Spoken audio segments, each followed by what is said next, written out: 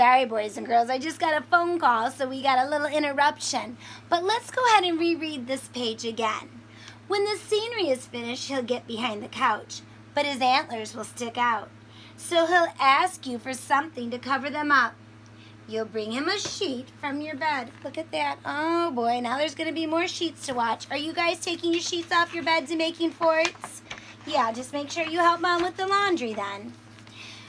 When he sees the sheet, he'll remember he wants to be a ghost for Halloween. He'll try it out and shout. What's he going to shout? Do you know, Tommy? I don't know. He goes, boo. Boo. Oh, yeah, boo. Boo. He'll scare him so much, he'll knock the paints all over. Ugh. Can you see that mess? Yikes. So, he'll use the sheet to clean up the mess. Then he'll ask for some soap to wash it out. He'll probably want to hang the sheet up to dry. He'll go outside to put it on the clothesline. When he's out in the yard, he'll see your mother's blackberry bushes. Did you know blackberries grow in a bush? I wish I had a blackberry bush in my yard. Better yet, a raspberry bush. Those are what I like. Yeah, Mom. Seeing the blackberries will remind him of her jam. Then he'll probably ask you for some. Wait a minute. That sounds familiar. And chances are, if you give him jam, he'll want a muffin to go with it. Look at, just like we started in the beginning of the story. Well, we found the characters. There they are. The moose and the boy.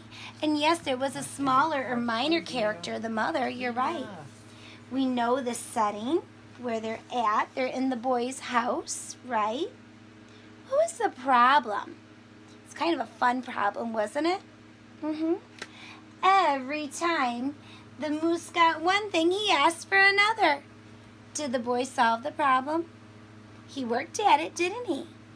He kept giving him whatever he asked for until he asked for something else. Then he'd get another. And at the end, look at, they're right back to where they started.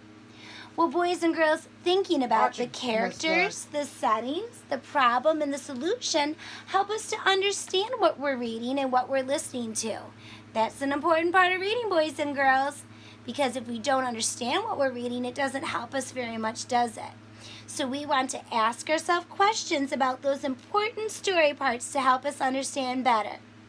Well, I don't know if you're reading this or listening to this in the morning or in the day, but if you're listening to it at night like we are, sweet dreams.